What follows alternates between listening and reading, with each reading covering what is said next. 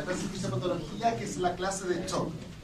Ya vamos a empezar a hablar de sistemas.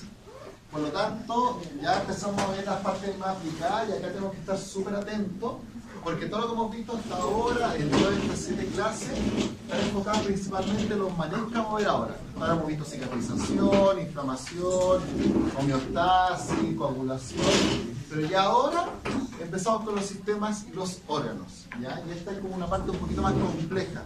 Entonces traten de empezar a unir todo lo que hemos estado viendo. Entonces, la clase de hoy día, como ya vieron, es enfocada a shock, un tema bastante interesante, pero tiene muchas aristas que son muy celulares y que vamos a ir hablando parte por parte. El shock, si hablamos como un síndrome, es distinto la clasificación que yo les dé ahora a la clasificación clínica.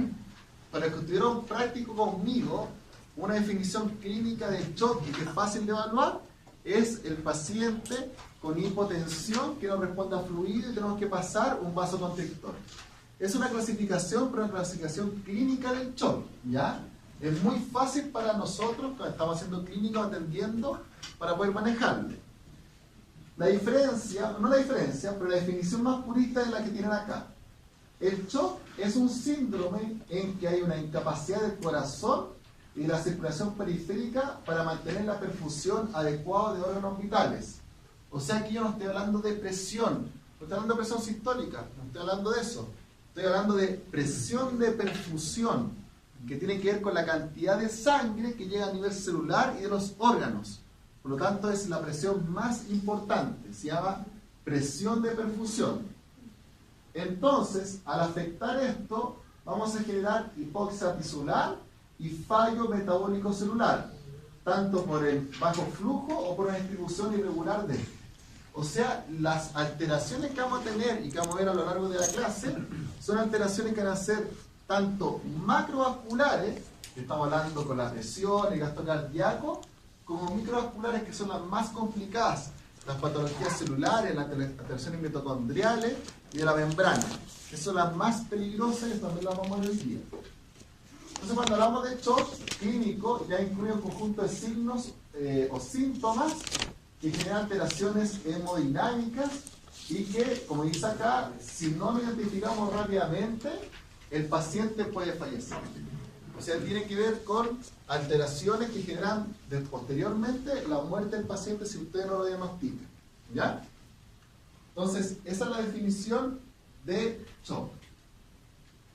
Ahora, los tipos de shock son muy variados. Incluso van a ver que en la clase vamos a hablar de distintos tipos, ¿ya? Lo primero que vamos a ver, vamos a hablar de los tipos de shock para analizar la fisiopatología de los 4 más comunes, que son el anafiláctico, el cardiogénico, el volémico o hipovolémico y el shock séptico. Son los 4 que vamos a hablar. Pero para que no se confundan, en la segunda parte de la clase igual vamos a nombrar otro tipo de shock, el distributivo, por ejemplo. Eso son clasificaciones también de shock, pero estas son las más fáciles de entender. Ya cuando estas son como los 4 pilares del shock: el hipovolémico, el cardiogénico, el anafiláctico y el shock séptico. Entonces, el shock anafiláctico tiene relación principalmente con lo que vimos la segunda clase, que era de las reacciones de hipersensibilidad. Ahí estamos hablando de un shock anafiláctico. Es una reacción de hipersensibilidad, como dice acá, que puede ser a raíz de una sustancia sensibilizante, un fármaco, por ejemplo, que ocasionó una reacción anafiláctica, una vacuna, los típicos, por ejemplo, perros que usted lo vacunó y después llega con fiebre, damatizado, por ejemplo, una reacción anafiláctica a la vacuna. Alimentos, da mucho más en humanos, un veneno, una sustancia química.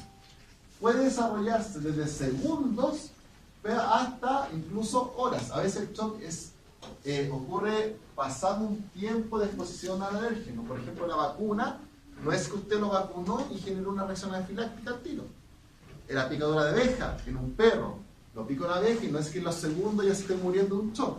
No, el shock no necesariamente ocurre inmediatamente. El shock anafiláctico puede ocurrir inmediatamente, que es lo que uno tiene más en mente. La gente alérgica al maní, comió maní y se empezó a hinchar al tiro. pero muchas veces puede tardar un par de minutos en desarrollarse la característica. Lo que vamos a tener cuando es un choque anafiláctico es muchas veces dificultad respiratoria y colapso vascular, porque se cierra la glotis, colapsa la glotis, se cierra y nos ahogamos, ¿ya? Y aparte la parte vascular también colapsa. Entonces eso es lo que podemos ver en una reacción anafiláctica que esté más complicada.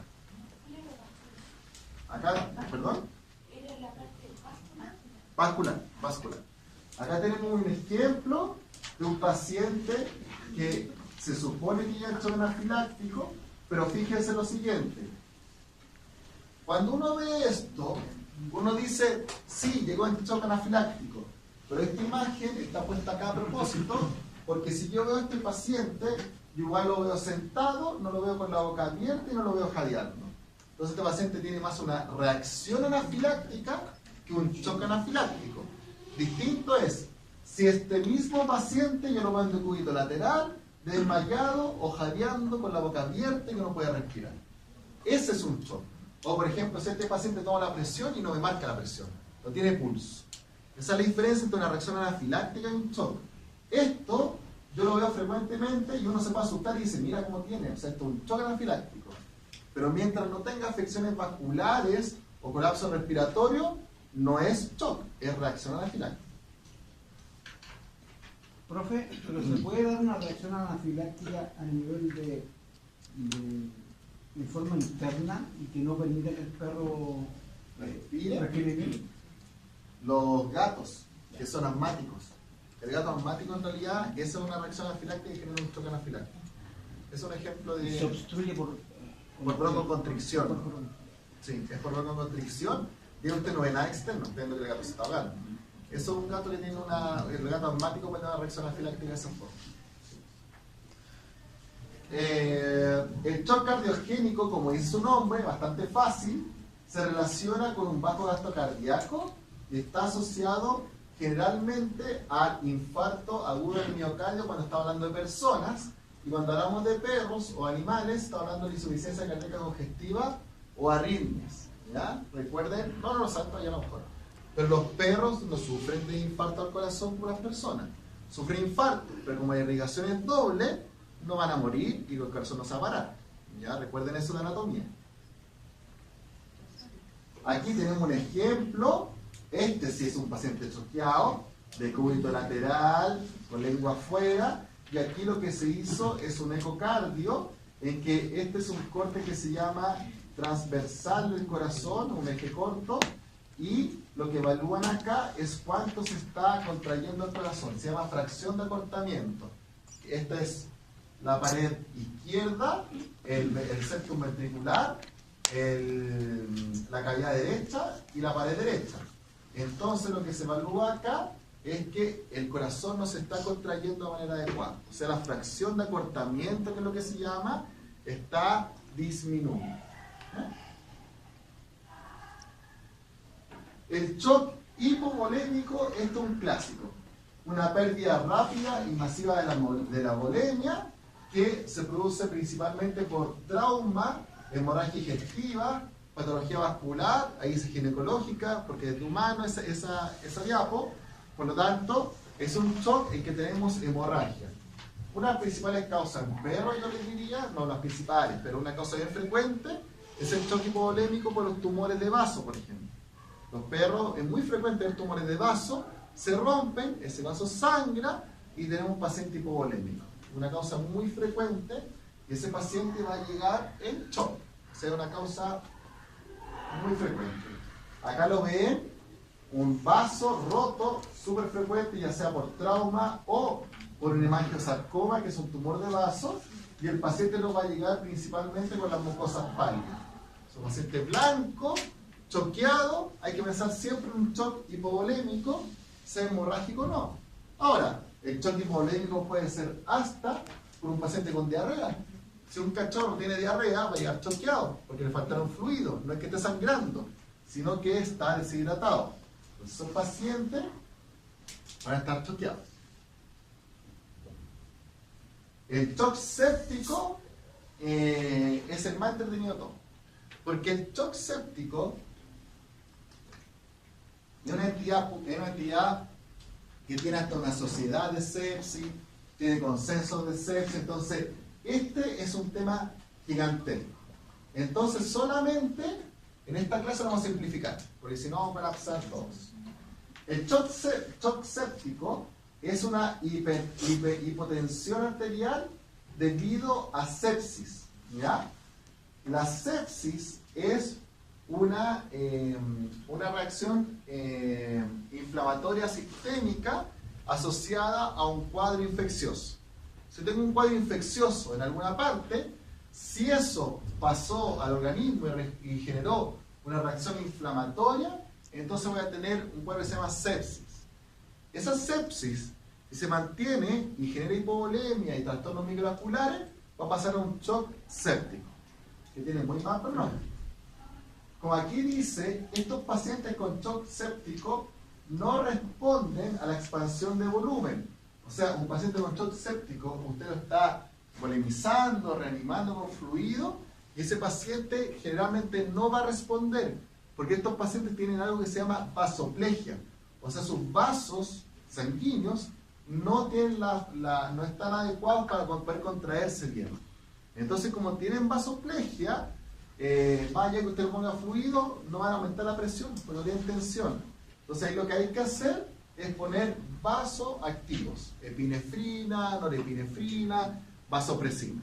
O sea, estos son los pacientes clásicos que usted tiene que reanimar, como y sacar con fármacos vasoactivos para mantener la presión arterial. ¿Ya? Es muy complicado de manejar. Y acá es cuando usted no debe usar coloides. Por eso los coloides salieron del mercado mucho tiempo. Porque los coloides aumentan la tasa de mortalidad en pacientes sépticos. Entonces los estudios muestran que si usted a esto lo reanima con fluidos que son coloides, lo puede matar. ¿Incluye las quemaduras? Es que no es séptica la quemadura, a menos que se contamine. Porque es eso, o sea, la posibilidad de que se contamine una quemadura es amplia. Entonces, sí, se podría ocupar eventualmente, o sea, se sí, ocupa previo, claro, sí. El hidrocoloide eventualmente como... Sí, como pero si ya esa quemadura pasó a ser séptico, porque el paciente con quemadura no necesariamente parte siendo séptico, pero no, puede terminar. Si pasa a ser séptico, tiene que sacarlo. el, Sí. Dígame. En estos casos donde se ocupaba el ringlactato, ¿verdad? Sí, porque el ringlactato tiene un buffer. Entonces, en este caso le va a ayudar porque estos pacientes están muy antibióticos metabólicos. Si acaso ocupa. La presión arterial sistólica, vamos a ver a estos pacientes que principalmente va a estar baja, menor a 90. ¿Cuál es la presión normal de un paciente, la sistólica? 110, 120, ¿sí? 120. Eso es lo normal. Entonces, generalmente está muy baja, que es bajo 90. O que, por ejemplo, si el paciente tiene 140, está 40 milímetros de mercurio bajo su valor normal. O sea, puede estar en 100, pues si normalmente tiene 140, no es tan bueno. Ahora, bajo 90, un valor crítico de la sistólica, por si acaso. Entonces, son pacientes muy complicados, el shock séptico muy grave y muy difícil de manejar. Esas son las claves de este shock. ¿Cuál es la causa principal? No sé la principal, pero frecuente en los perros, la piometra. Es una vulva y sale pus. Si es una piometra que está a cuello cerrado es que no sale pus, sino que usted todo se está acumulando en el útero, fácilmente ese paciente ya está séptico. Entonces ese paciente, si se mantiene mucho tiempo ahí con la piometra y usted le está sacando el útero que está contaminado, ese paciente va a pasar a tener un shock séptico, una cosa muy frecuente. ¿Ya? Y aquí es donde el paciente después se va a complicar, generando alteraciones renales, hepáticas, afecciones microvasculares, anemias, ya, defensas bajas, todo eso lo va a generar. Ahora, normalmente, cuando usted tiene, por ejemplo, un paciente choqueado, aunque esté choqueado y esté muy mal, el organismo igual va a tratar de responder a ese choque, va a tratar de compensar ese choque. Y tiene varias fases.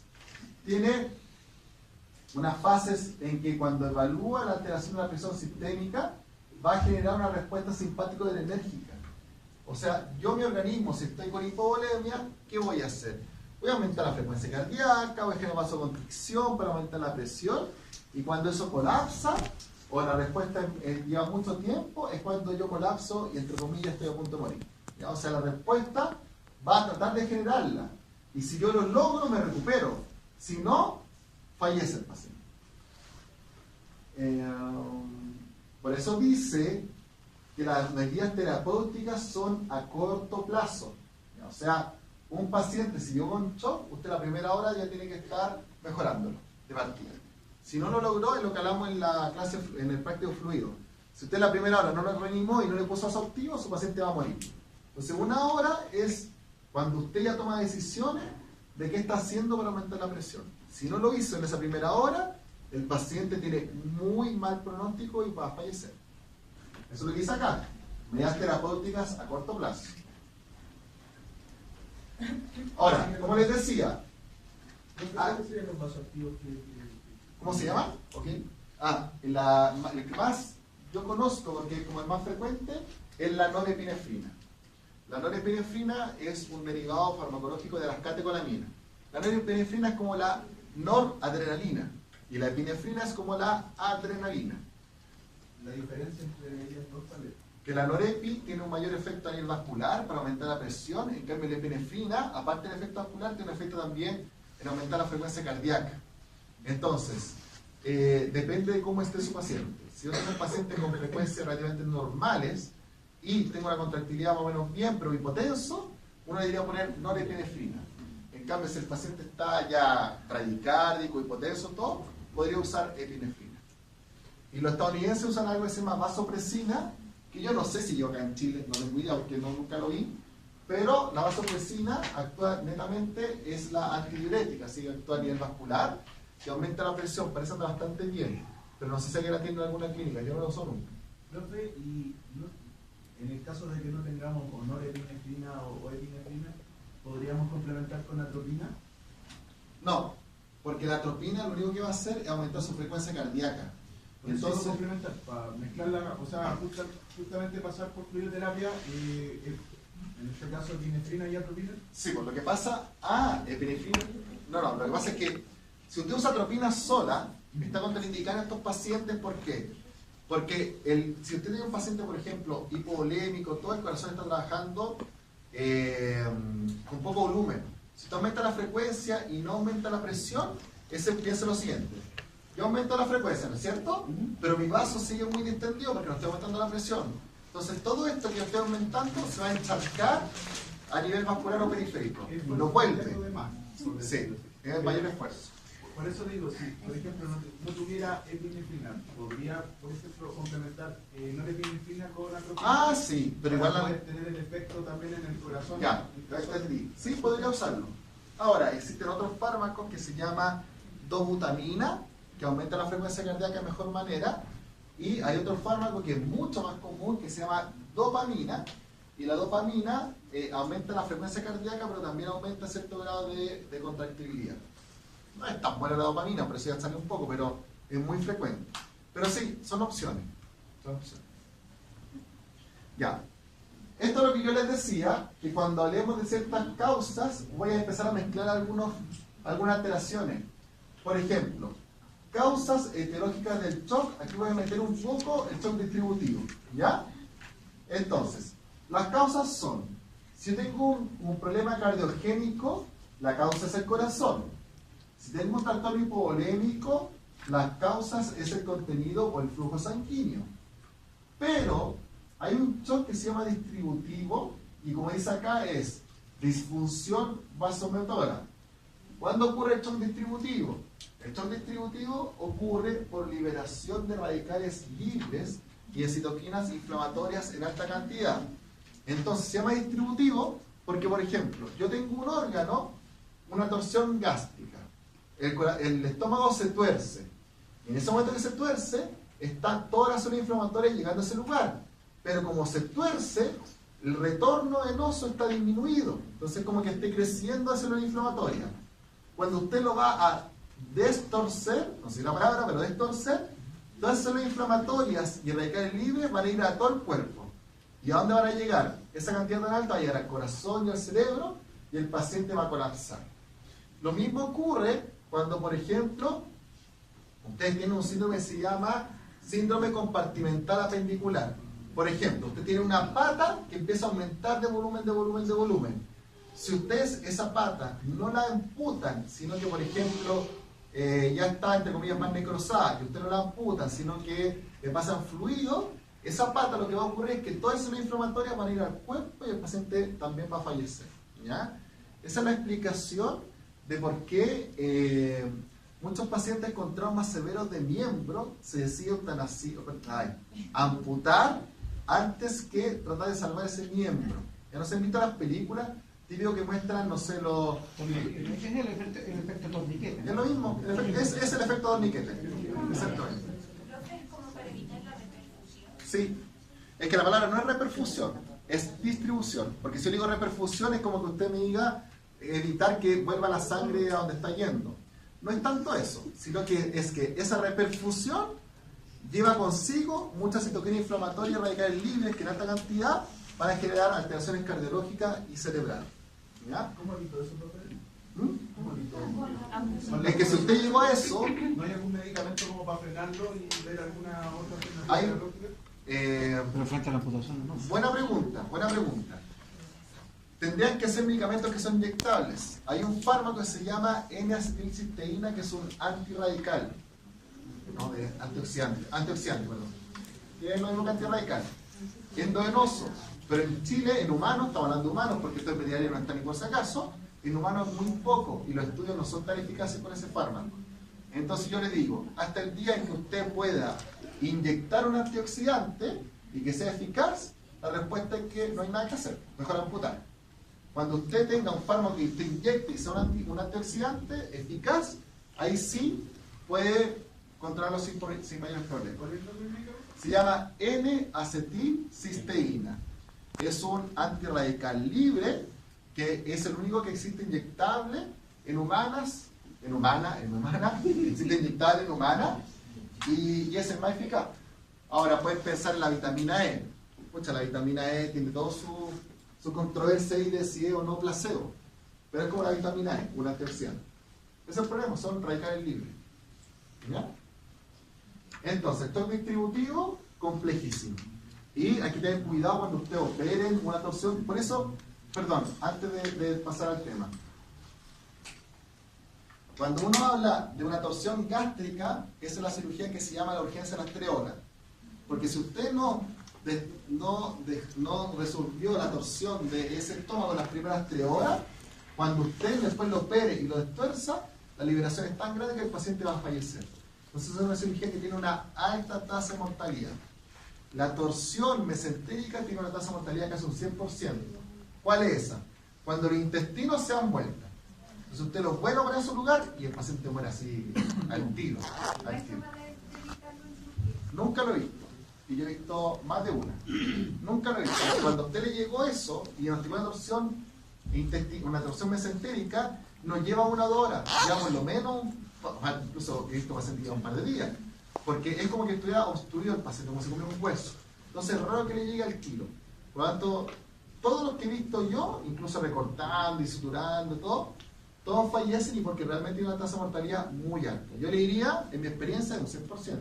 He visto más de uno.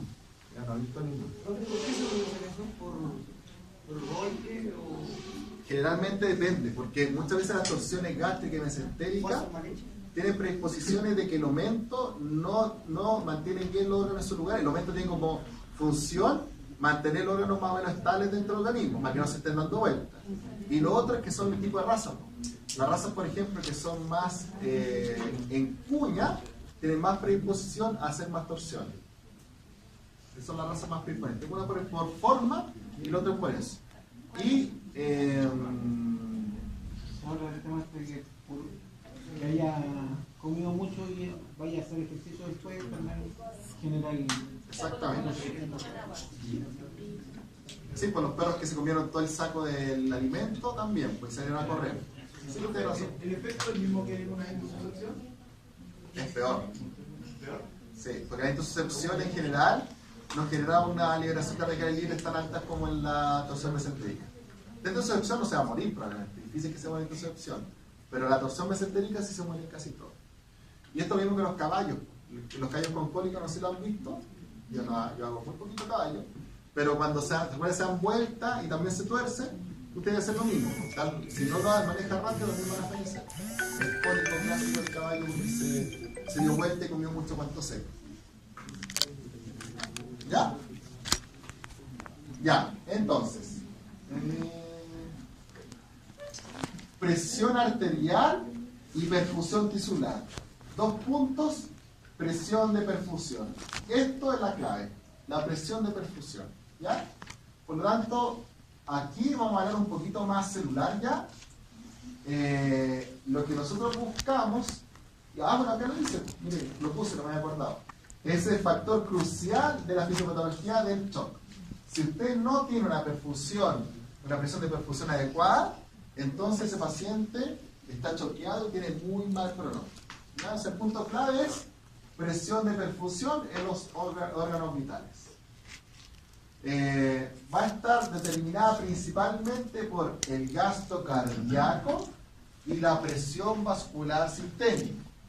Eso ya lo vieron en fisiología, ¿no es cierto? La presión del gasto cardíaco, ¿cómo se calcula? ¿O no lo vieron? Sean sinceros porque se lo voy a preguntar. ¿Cómo se calcula? Ya no vamos a pasar, ya no vamos a tener un poquito. ¿No dieron los balones? Ya yo te voy a explicar. El gasto cardíaco, lo que va a involucrar es, entre comillas, cuánta sangre está llegando al vascular.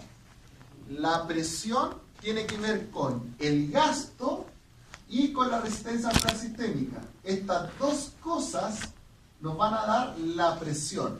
Y ahora vamos a hablar de presión de perfusión, que eso es lo que estamos tratando de hablar en esta clase. Entonces tenemos dos componentes principales. La presión, y ahí está lo que dijimos recién, la resistencia vascular periférica, que está dada por la presión, y tenemos el gasto cardíaco. El gasto cardíaco tiene que ver con la frecuencia y el volumen sistólico. Pero el volumen sistólico tiene a su vez 3 variables: precarga, poscarga y contractilidad, no virilidad, contractilidad. Entonces, la precarga. ¿Qué es lo que es la precarga? El volumen. ¿Ya? ¿El volumen que qué?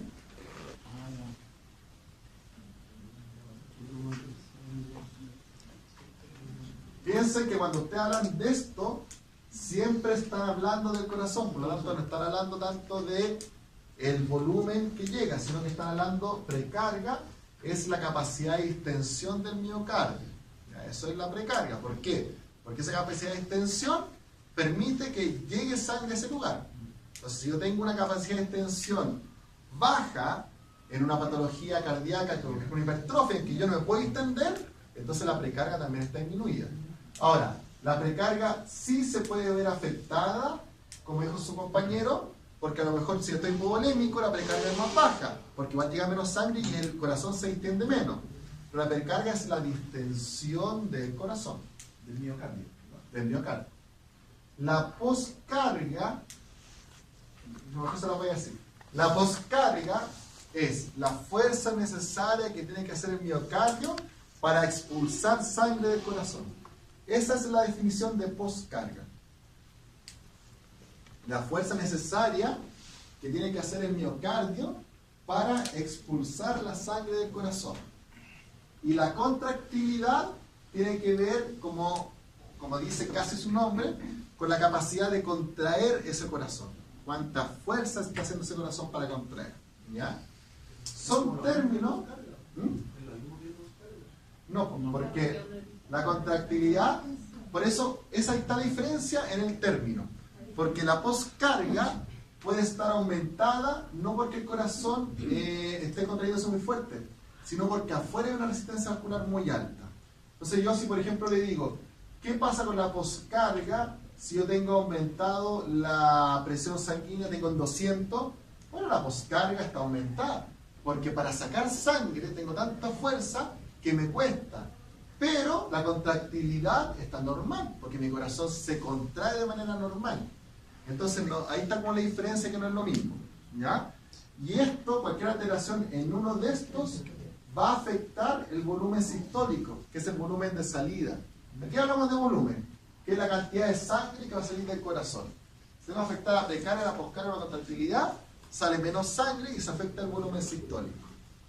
Y si aparte de eso la frecuencia está afectada, voy a tener alteraciones en el gasto cardíaco, ¿ya? Esa es la diferencia entre volumen y frecuencia, porque el gasto tiene que ver con la cantidad en el tiempo. Eso es el gasto cardíaco. Cantidad de sangre expulsada en un cierto tiempo. Ahí hablamos de gasto cardíaco. Entonces, dos componentes, la presión y el gasto. Fundamentales también para evaluar la presión por el shock, porque muchos pacientes, si yo fuera estricto, yo tengo que poner un catéter que va desde la vena, la yugular, llega al corazón, y lo que estoy evaluando al llegar al corazón, al ventrículo derecho, evalúo volumen sistólico y principalmente gasto cardíaco. Si uno tiene un paciente con shock, uno debería hacer ese mecanismo para decir, falta fluido, bajo fluido, subo, no subo, ¿qué hago? O vasoconstrictores, ¿ya? Por eso es que uno tiene que conocer que el gasto está involucrado en esto. Y la otra forma es que cuando uno maneja un paciente en shock, uno coloca algo que se llama presión arterial, no presión venosa, presión arterial. Uno pone un catéter y ese catéter a usted le da una curva, que es como una curva así. Entonces, al evaluar el área bajo la curva, usted también puede estar evaluando de manera indirecta el gasto cardíaco, ¿ya? Es un mundo dificilísimo, pero apasionante.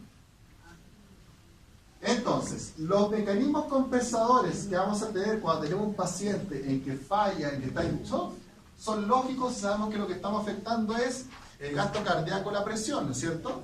Si tengo la frecuencia disminuida y tengo el gasto cardíaco bajo, lo que voy a hacer es aumentar la frecuencia cardíaca.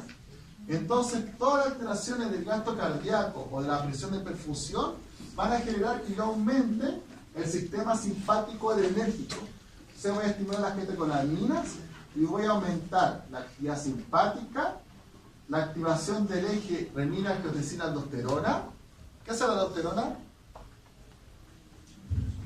¿Qué hace esa hormona que es la aldosterona?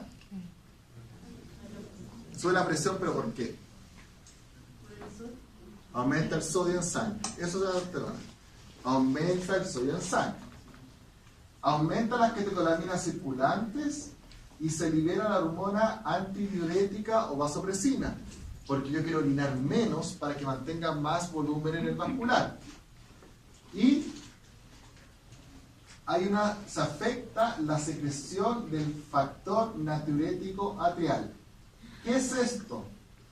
El factor natriurético atrial es una hormona en realidad que está en el atrio derecho. Si mi corazón percibe que tengo mucho volumen, la ve bien. Si mi corazón percibe que tengo mucho volumen, lo que va a hacer es que va a aumentar. Su compañero quiere que lo espere. ¿Quiere que lo espere? Me extraña. Lo extraño ya. Si tengo efectivamente el corazón con mucho volumen, lo que voy a hacer es que voy a estimular este factor natriurético porque genera natriuresis, elimina sodio y elimina agua. Y eso es para disminuir el volumen. Entonces, es para bajar la presión. Entonces, si estoy choqueado, ocurre todo lo contrario. Disminuye la secreción de este factor para que no baje la presión y para que no orine tanto. ¿Ya? Entonces se disminuye este factor. ¿Quién va a evaluar esto? Son los vasoreceptores, que van a estar principalmente a nivel de los centros vasomotores. Ya si se acuerdan, existe un callado aórtico que está a la salida del corazón, que va a evaluar cuánta sangre está saliendo del corazón. Entonces vamos a tener vasoreceptores y también quimioreceptores que van a decir, perfecto, estoy súper mal, estoy hipotenso, entonces hay que aumentar la actividad tanto neuronal como catecolaminérgica para aumentar todos los sistemas de protección del shock. Si nosotros logramos que nuestra respuesta simpática o adrenérgica actúe, entonces puede tener un shock compensado, ¿ya? ¿Cuál es ese caso? Por ejemplo, ustedes ven una persona que la acuchillaron y empezó a sangrar, ¿no es cierto? Sangró, sangró, sangró. Muchas veces pues uno los ve en la puerta central y están vivos, están hablando. Ese paciente se compensó su shock, ¿por qué? Porque aumentó la frecuencia cardíaca, se generó vasoconstricción periférica y a pesar de tener anemia, una pérdida de volumen severa, ese paciente está vivo. Ese paciente, todos sus mecanismos compensadores lograron manejarlo y por lo tanto no está muriendo de un shock hipovolémico. Si esos mecanismos están alterados, entonces el paciente sí muere por un shock hipovolémico. ¿Ya? Déjenme ver algo, que no me acuerdo bien cuántos días fueron. Ah, 40 y algo. puta, nada tampoco. Ya, agotamiento de la respuesta. Si nosotros, como les decía recién, tenemos una estimulación simpática prolongada, lo que va a ocurrir es esto. Este término es sumamente importante porque lo vamos a hablar, no tenemos el neuro acá, pero vamos a hablar cuando hablemos de hormonas, de lo que se conoce como down regulation. El down regulation es que usted estimula tanto algo que ese receptor se endocita, o sea, entra y no recibe más señal. El ejemplo más clásico es la cocaína o la droga en general. Cada vez hay que ingerir más drogas para surgir el mismo estímulo, porque los receptores hacen down regulation. Eso es todo. En todo orden de cosas. Sí. Sí, de todo lo que siempre uno va estudiando después, se da cuenta que la mayoría tienen todo down regulation. Son receptores. Y si usted estimula mucho el receptor, va a por eso después no hacen efecto las cosas. Va a ser down regulation. Esto es un término súper frecuente.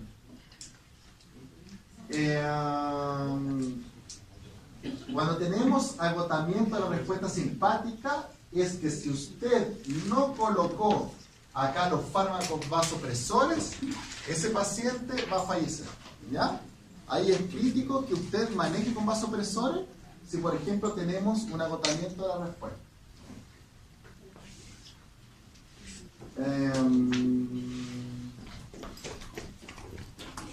Que le vaya bien. Ah, bueno. Déjenme verdad que nos aumenta la actividad simpática. Ah, esto es lo que dije antes, po. Que efectivamente los vasoreceptores los vamos a encontrar tanto a nivel carotídeo como a nivel aórtico. Si estos dicen que tenemos baja presión, para aumentar todo lo que son las catecolaminas. Esto es lo mismo. Aquí, de nuevo, lo que hablamos de la hormona antidiurética y vasoconstricción, los receptores, hay unos receptores que son natriuréticos. Más allá de ese factor que les dije recién, que es el factor natriurético atrial, también hay receptores que se llaman natriuréticos en el corazón derecho. Esos receptores natriuréticos, cuando tenemos hipovolemia, van a estar disminuidos. Entonces, lo que va a ocurrir es que va a aumentar la secreción de la ADH y va a aumentar la vasoconstricción a nivel renal. ¿Ya? ¿Por qué? ¿Qué es lo que libera el riñón cuando tenemos vasoconstricción? ¿Cuál es el factor del riñón para aumentar la presión? ¿Cuál hormona libera? Sí, pero eso lo hace con la testosterona. Pero el riñón, ¿dónde? Vasopresina, no, porque se la genera la neurohipófisis. ¿Cuál es la hormona que libera el riñón para aumentar la presión? Renina. La renina, ¿no es cierto? La renina es la libera el riñón y es la que después se transforma, la que va a estimular también la angiotensina y la aldosterona. Pero la renina en sí puede aumentar la presión. ¿Ya? Y eso ocurre porque en el riñón hay un sensor en la mácula densa de cuánta presión tenemos. Ese sensor, si encuentra que tenemos baja presión, va a aumentar la renina y va a generar esta señal. Entonces, la fisiopatología del shock, ya, que vamos a hacer un recreo.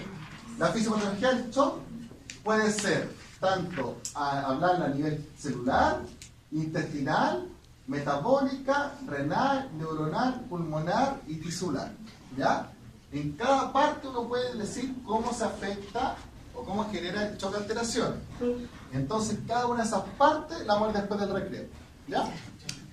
porque esa parte sí que es un poquito pesada. Ya, a las 10 minutos no, pues nada más. Miren, lo bueno de estas diapos, como eran más complejas, se las puse casi todas más o menos textuales, para que las puedan estudiar, ¿ya? Entonces aquí no le puse tanto dibujo, tanto nada, porque yo sé que son complejas, entonces le va a servir más estudiarla de esta manera. Así no andan buscando material extra, ponerse esta diapo bien y la traten de cranear. Lo que vamos a ver ahora es un poco cosas generales de lo que se está aplicando acá.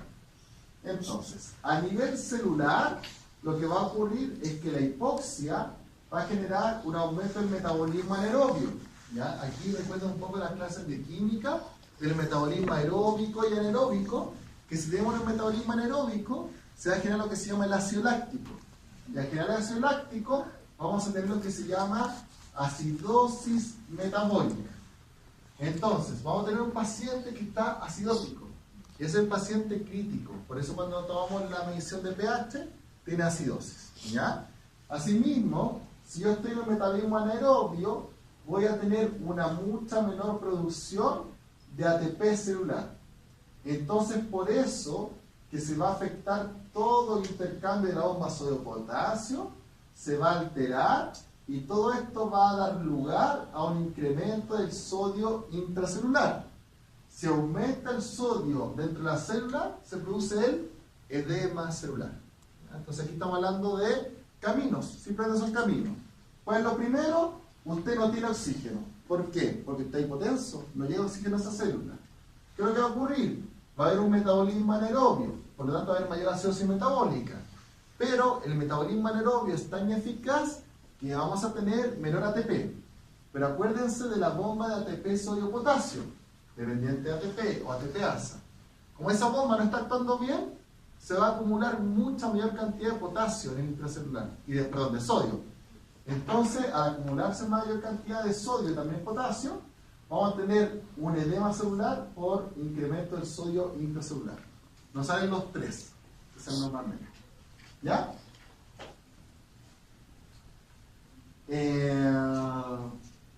También lo que va a ocurrir es que a nivel de la mitocondria va a haber una alteración en que se van a generar mucha mayor cantidad de radicales libres. Y como hablamos anteriormente, los radicales libres,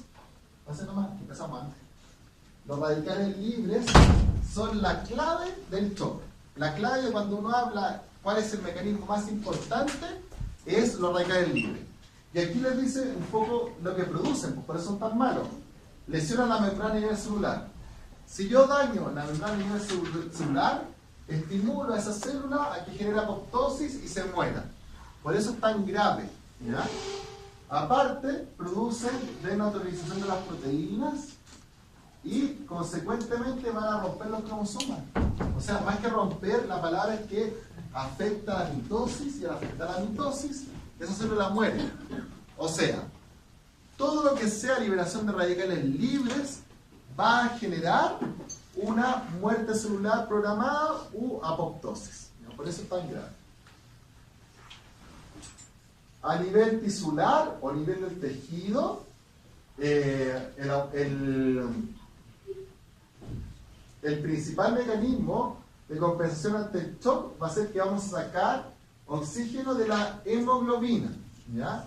Y por lo tanto, al sacar oxígeno de la hemoglobina, vamos a ver esta clásica hipocromía en el hemograma. O sea, los glóbulos rojos van a estar muy transparentes, más claros, en realidad, más claros. Esa es la palabra.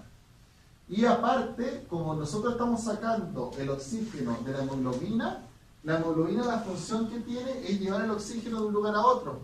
Entonces, el oxígeno está libre, pero no está en la hemoglobina, no llega a los tejidos, y los tejidos también tienen hipoxia, por lo tanto, y va a generar acidosis metabólica.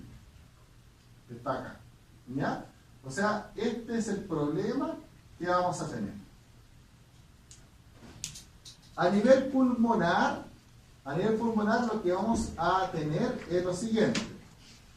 Si nosotros, esto lo vamos a ver cuando veamos si lo va a hacer realidad. ¿Cómo lo vemos? Ya.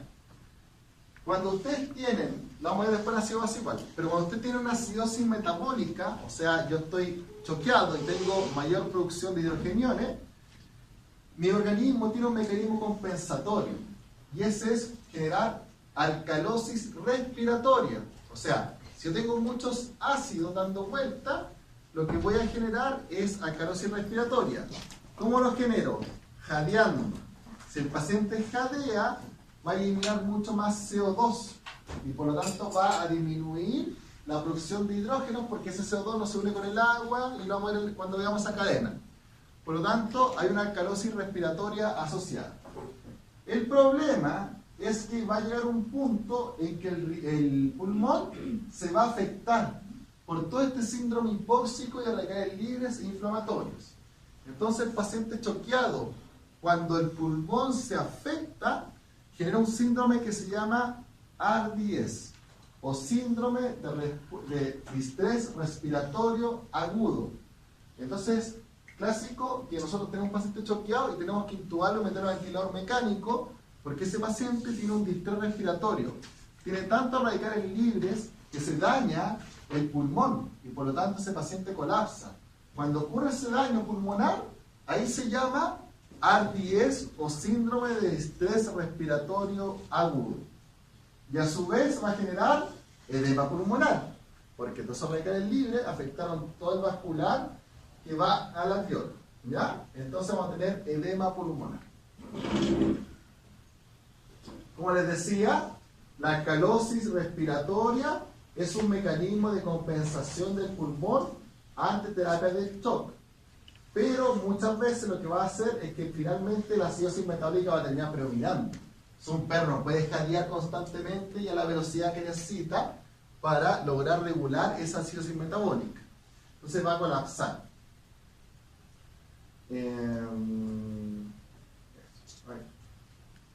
A nivel neurológico está fácil. Si yo tengo hipotensión, ¿qué va a generar? Isquemia. ¿Y la isquemia qué va a generar? Una encefalopatía isquémica. Ahora, va a llegar un punto en que si a ese cerebro no le llega más oxigenación, va a fallecer. Por eso es que dice encefalopatía hipóxica o muerte cerebral. El paciente choqueado, que quedó hipóxico mucho tiempo, quedó vegetal, ¿no es cierto? Y porque no llegó sangre al cerebro y el cerebro falleció. A nivel renal, lo que vamos a tener es, si yo llevo menos sangre al riñón, el riñón es súper sensible a la perfusión. Si la perfusión disminuye en un paciente choqueado y llega menos sangre a ese riñón, es tan sensible que va a generar algo que se llama oliguria. La oliguria es la baja producción de orina, que si eso sigue progresando, pasa a tener anuria. Y la anuria es que ya no produce orina. Si el paciente ya llegó a ser anúrico, el pronóstico es palo, porque el riñón no está eliminando ningún tóxico. Ese paciente también puede fallecer. Entonces, una complicación del shock va a ser la falla renal aguda, o injuria renal aguda, o insuficiencia renal aguda. Si tiene una hipoperfusión mucho tiempo y el riñón tiene una falla renal aguda, el pronóstico también es malísimo. A nivel metabólico, lo que va a ocurrir es lo siguiente. Si ustedes, por ejemplo, tienen un paciente que tiene un shock de tipo séptico, como les dije al principio de la clase, el shock séptico es por aumento de bacterias. Entonces, lo que hacen las bacterias es que al principio vamos a tener una elevación de glucosa porque por todo el síndrome inflamatorio. O sea, todas las bacterias generan resistencia insulínica. Pero va a llegar un momento en que tenemos tantas bacterias que esas bacterias empiezan a usar la energía. Entonces la energía le empiezan a sacar de la glucosa y la glicemia termina bajando. Por lo tanto, si yo le tomo la glicemia a un paciente y está alta, es un estado inicial del shock, pero si está hipoglicémico, está choqueado y séptico, significa que estoy con un cuadro tan avanzado y una cantidad de bacterias tan grande que están consumiendo todo el azúcar de la sangre. Entonces tengo un paciente hipoglicémico. Por lo tanto, un shock con hipoglicemia, el pronóstico es mucho más malo que un shock normoglicémico. A nivel intestinal es súper frecuente que cualquier paciente, ni siquiera choqueado, hospitalizado, tenga diarreas. Y más aún, diarrea a veces hemorrágica. El intestino, al igual que el riñón, son órganos muy sensibles a la perfusión. Por lo tanto, si yo tengo hipovolemia y no está llegando buena perfusión a ese órgano, al intestino, el intestino va a empezar a sangrar porque se daña. Por lo tanto, es muy frecuente que ustedes tengan un choqueado y tengan diarrea. Y ustedes se empiezan a confundir porque empiezan a buscar, ya ahí tiene la diarrea, comió algo, tiene distemper, palovirus. No, si todo paciente choqueado tiene diarrea normalmente, no tiene nada que ver con otras patologías del intestino. Eso es porque, como les decía, la isquemia intestinal va a generar una necrosis hemorrágica y vamos a tener una diarrea con sangre. Y como dice acá, raramente va a ser una perforación intestinal, el cachorro, a veces uno se confunde y mete el parvo, nada que ver, es un paciente choqueado, nada más, ¿ya? Ahora, de nuevo, dentro de las causas del choque hipovolémico, las podemos clasificar de esta manera también, por pérdida de sangre o hemorragias, pérdida de volumen plasmático, las quemaduras, como dijo su compañero, las quemaduras pierden mucha proteína y eso arrastra agua. Entonces podemos tener un choque hipovolémico, peritonitis. Si tenemos una inflamación del peritoneo con derrame peritoneal, todo ese líquido va a salir del vascular. Entonces vamos a tener también hipovolemia. Aumenta la permeabilidad capilar. El paciente séptico aumenta la permeabilidad capilar. Por eso está muy edematoso y puede terminar incluso con derrames a nivel pleural. Entonces ese paciente, ¿de dónde viene eso? Del vascular.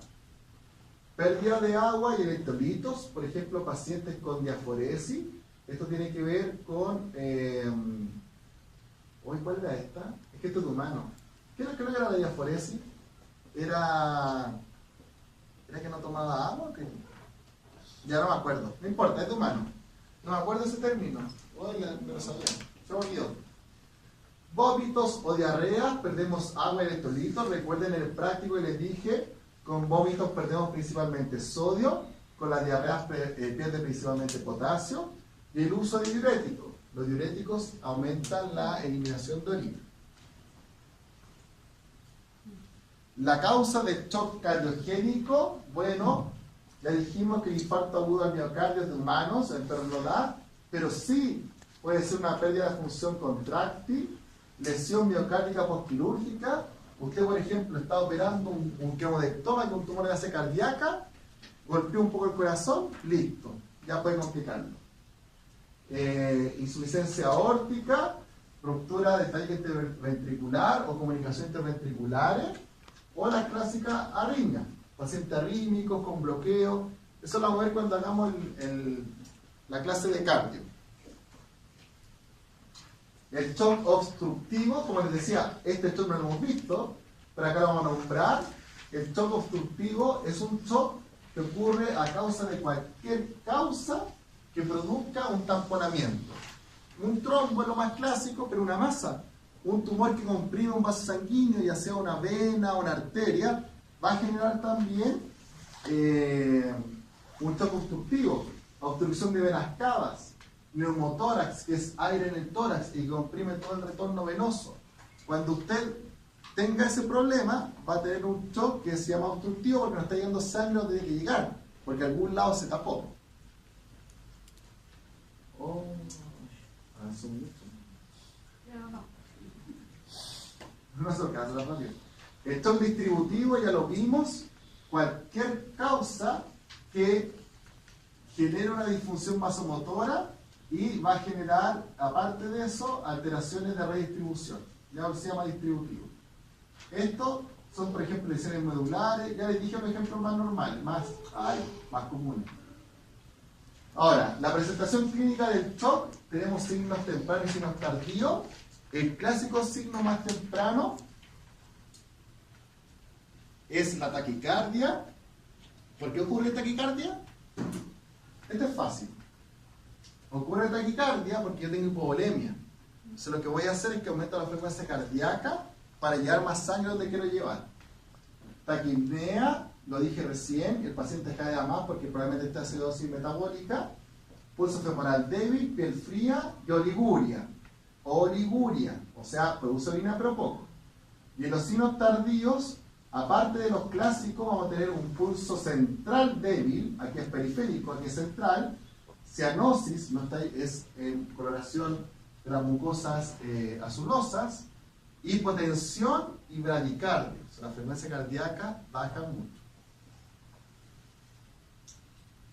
Signos clínicos, si lo evaluamos por cada parte, esto léanlo, ya, porque esto es lo mismo que hemos hablado toda la clase. La frecuencia cardíaca va a aumentar al principio, pues baja, la temperatura baja y la presión arterial baja. Esto se lo voy a dejar para que lo estudien solamente. ¿Ya? Ya. Muy bien. En los órganos va a producir hemorragia gastrointestinal, pancreatitis, y a nivel renal, oliguria o anuria cuando está más complicado. El shock puede ser clasificado entre moderado o grave, y muchas veces, más allá de que respondan o respondan los vasopresores, también por los signos clínicos.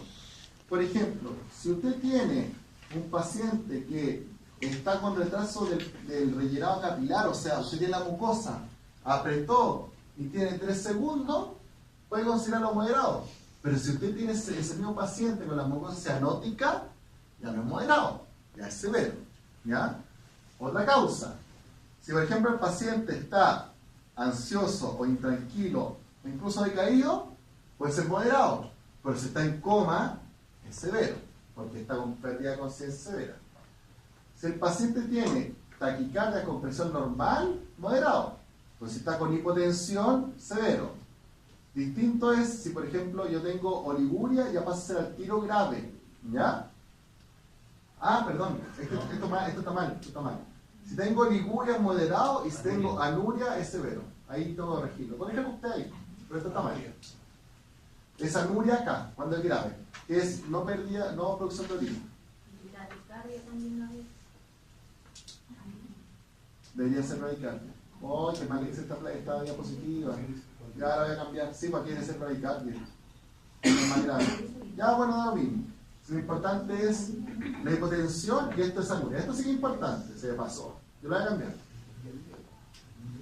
Esto es anuria, no es oliguria cuando es grave, es anuria, que no producción de orina. Y ahí yo me equivoqué, lo siento. Y si ya tenemos acidosis metabólica, también ya se considera grave. Ahí no hay un moderado de acidosis metabólica. Usted tiene acidosis metabólica y ya es grave por si acaso. Entonces podemos solamente clínicamente ver si es moderado o si es grave con estos signos. Aquí no estamos hablando de la presión, nada de eso. Las fases del shock, esta es la última parte para que estén tranquilos, pueden ser de descompensado o irreversible. Esto ya lo hablamos, pero vamos a hacer un pequeño repaso. El compensado tiene sintomatología escasa. ¿Por qué? Porque la perfusión de los órganos se mantiene. O sea, aquí tengo el paciente que estimulé el sistema simpático y enérgico y lo logró compensarse. ¿Pero a raíz de qué? A raíz de una taquicardia y una vasoconstricción arterial. O sea, el paciente usted lo ve, está vasocontraído, a lo mejor un poco pálido y está taquicárdico. Pero está atento, o sea, está bien, vive y está bien. Ese paciente compensó el shock. Esto ya lo dijimos. La compensación química va a ser que si está acidótico, voy a tener... no, muchas no me estaba, lo siento, hoy me equivoqué. Es que, no sé, se me confundió. La compensación...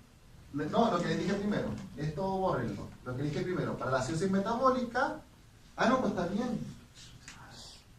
Está bien, para la acidosis metabólica voy a tener taquipnea con hiperventilación. ¿Estamos viendo, cierto? Sí. Acidosis metabólica, ¿qué hago? Jadeo.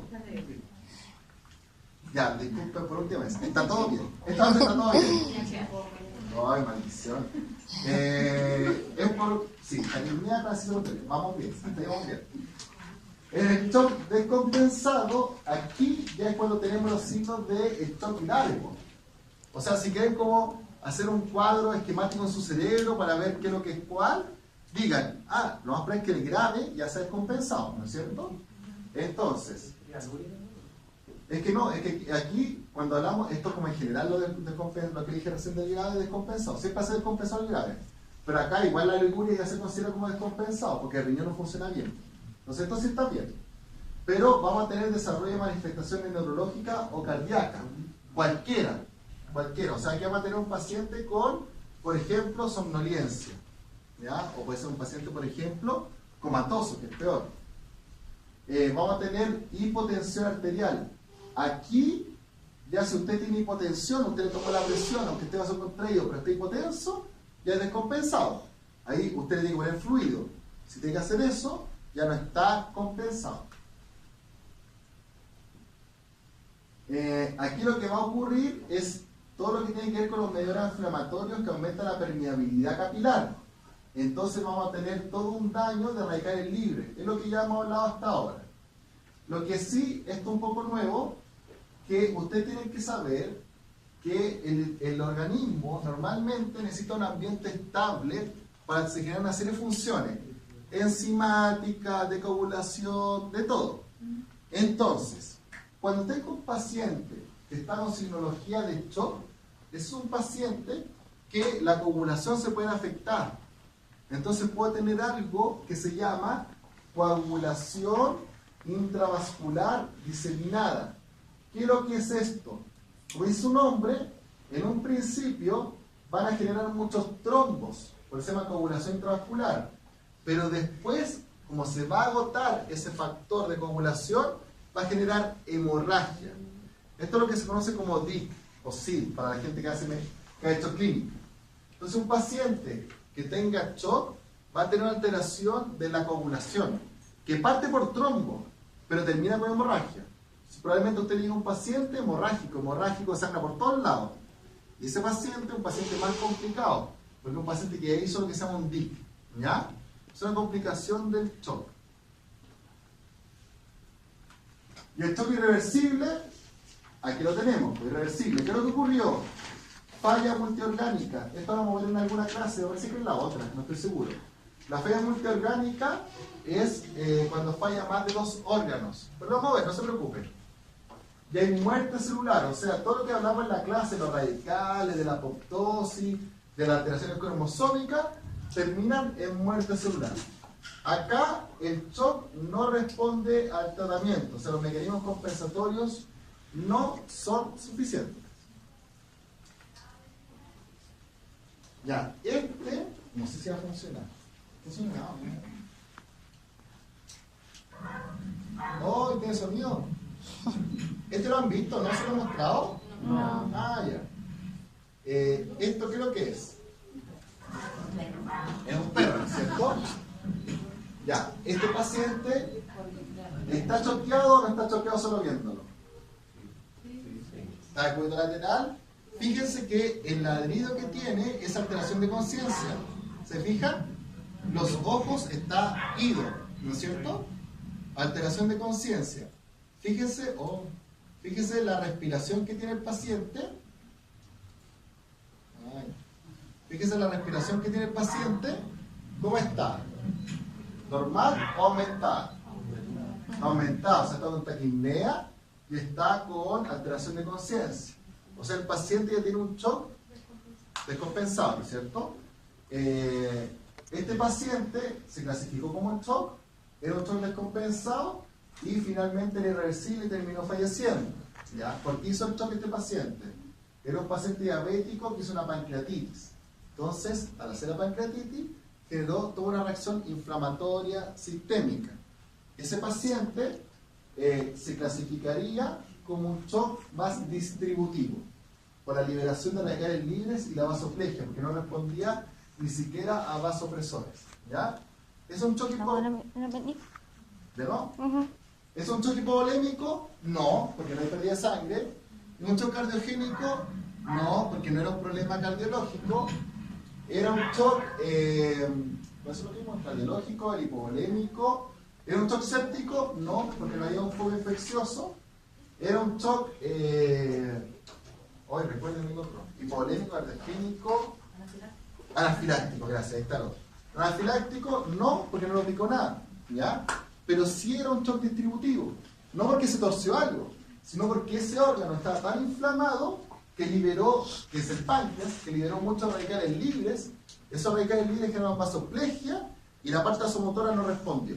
No respondió a vasopresores, a nada, y ese es un choque de tipo distributivo. ¿A causa de qué? De una diabetes. ¿Ya? Ya, vayan a estudiar, no, con tranquilidad. ¿Alguna duda?